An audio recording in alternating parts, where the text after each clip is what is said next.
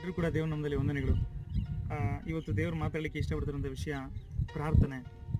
ನೋಡಿ, ಲೂಕನ ಸುವಾರ್ತೆ 18ನೇ ಅಧ್ಯಾಯ 1ನೇ ವಚನದಲ್ಲಿ ಬೇಸರಗೊಳ್ಳದೆ ಪ್ರಾರ್ಥನೆ ಮಾಡಿ ಅಂತ ಇದೆ.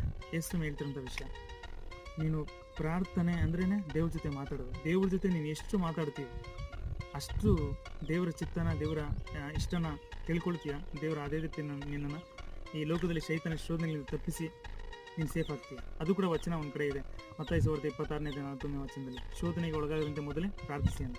ಮತ್ತು ಕೊಲೊಸ್ಸೆದವರಿಗೆ ಬರೆದ ಪತ್ರಿಕೆಯಲ್ಲಿ 4ನೇ ಅಧ್ಯಾಯ 7ನೇ ವಚನದಲ್ಲಿ ಕೂಡ ಪ್ರಾರ್ಥನೆ ತಪ್ಪದೇ ಮಾಡೋರಾಗಿರಿ.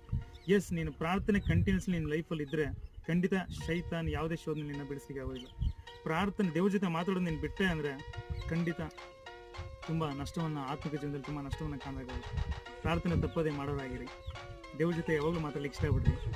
ಖಂಡಿತ ದೇವ್ರು ನಿಮ್ಮನ್ನು ಅದ್ಭುತವಾಗಿ ಆಶೀರ್ವಾದ ಮಾಡ್ತಾನೆ. ಎಸ್, ಪ್ರಾರ್ಥನೆ ಕಂಟಿನ್ಯೂಸ್ಲಿ ಇದ್ರೇ ನೀವು ದೇವ್ರ ಇಷ್ಟ ಅಂತ ತಿಳ್ಕೊಂಡು